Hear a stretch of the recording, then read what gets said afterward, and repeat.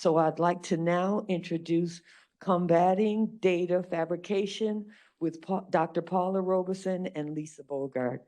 Thank you. Good afternoon, everyone. Lisa was supposed to go first, but I'm so glad this has been shortened. Can she hear us? Can Lisa hear us? She's here. Hey, Lisa. I'm here. I'm here. Okay, Lisa, I guess I'll go first. Yes, go ahead, and then I'll follow. Okay. This is a story about data fabrication as it relates to academia. This is a story about Robert Trivers. Trivers is an evolutionary biologist at Rutgers. Next slide.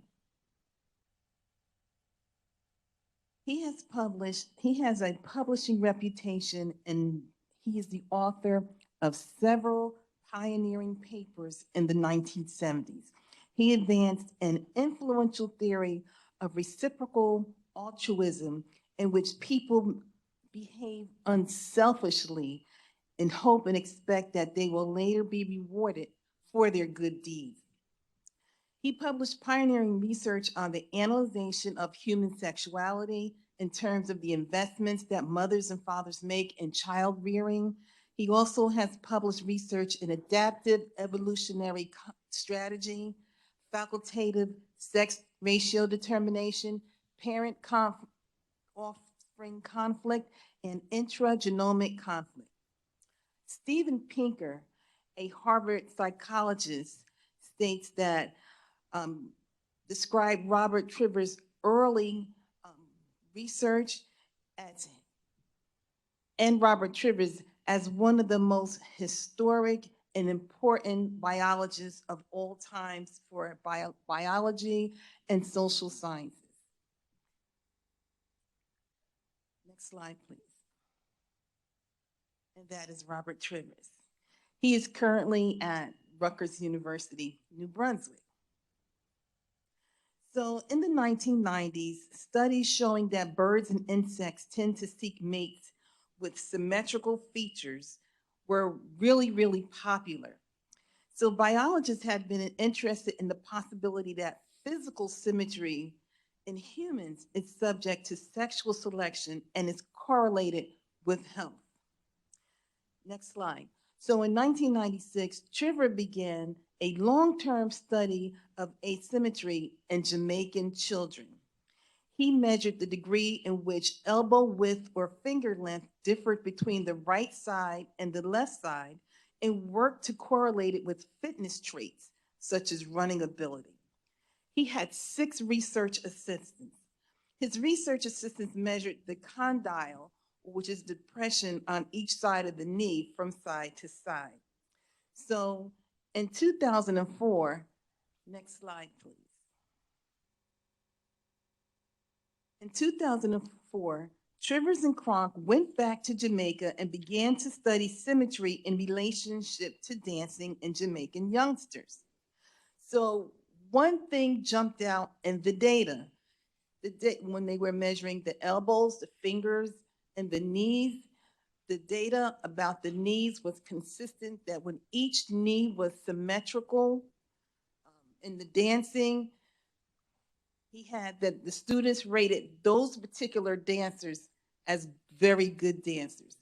So in his study with his funds, he bought motion sensor cameras and put these sensors on their bodies, and that when they actually did the dancing, the students who were judging their peers could not tell who it was. They were just watching the animation.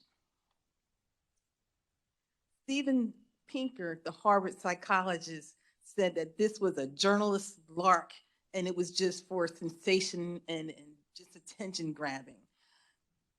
So in 2005, next slide, please. Trivers published his study and he published his results in Nature magazine. The study, which suggested that dancing is a signal for sexual selection in humans, was featured on the cover of the Nature journal in 2005. Steven Pinker again said that this was a lark and journalistic debate, which lacked a firm foundation in theory. Next slide. Trivers, Cronk, 6 researchers and their collaborators used motion cameras to detect the movements and follow the movements and watch the animations. So now, in 2007, a Rutgers graduate student began to duplicate the study as researchers do. He was having trouble replicating the original findings. Trevor began to investigate himself and found inconsistencies and symmetrical measurements between a data set kept by his group and one received from Brown, his research assistant, in 2007. Trivers found that not only were the values changed, they were not even internally consistent, even after being published.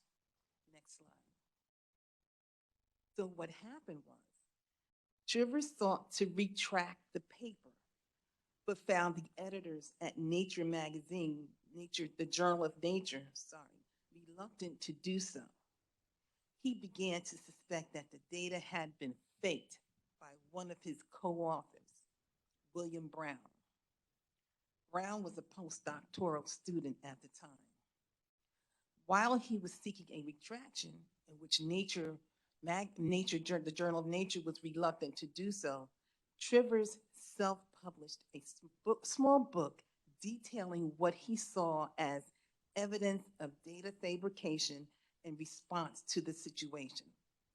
The book, The Anatomy of a Fraud, Symmetry and Dance.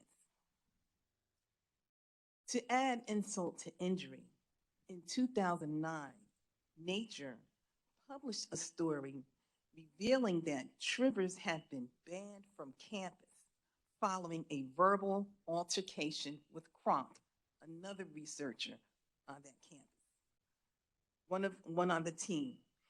He was reprimanded. What happened was Trivers called Kronk a name that wasn't very nice. So they got into an argument over the work. He was reprimanded he was banned from campus for 5 months, reprimanded to keep 20 feet away from Kronk after the verbal altercation. This was the altercation regarding the measurements of the subjects. The article was finally withdrawn from Nature in 2012 by letter. Nature issued a retraction and has cleared the controversy that clouded Trivers' name. Well, in 2013, Rutgers completed an investigation that supported Trivers' allegation. Brown disputes Rutgers' finding and is currently working in the United Kingdom. Lee Kronk is employed as a professor still in the Department of Anthropology at Rutgers, as well as Trivers. The 20-foot rule is still in effect. And I would like to close with this quote by Ronald Reagan: "Trust, but verify." Thank you. Hola. Hi, I'm Lisa Bogart. I'm one of the librarians up at campus. And kind enough, please, to, yes, go forward to the slide that says resources to address plagiarism. Could you advance the slides, please? And there we go. So I just wanted to make a real quick note that picture is of the North Hudson campus, part of the library. It was taken several days before the campus was shut down before the pandemic, and that is why you see no students. It was a very hard time. Anyway, if we go to the next slide, please. Thank you. So these are all live links, which obviously in this presentation I go through the news, but I want you to know that you have plenty of resources to prevent plagiarism and to teach your students about plagiarism. one of the best is to read. So as you'll see on the slide up here, the library, of course, has a number of resources available to all the faculty, staff, and students in order to help combat plagiarism.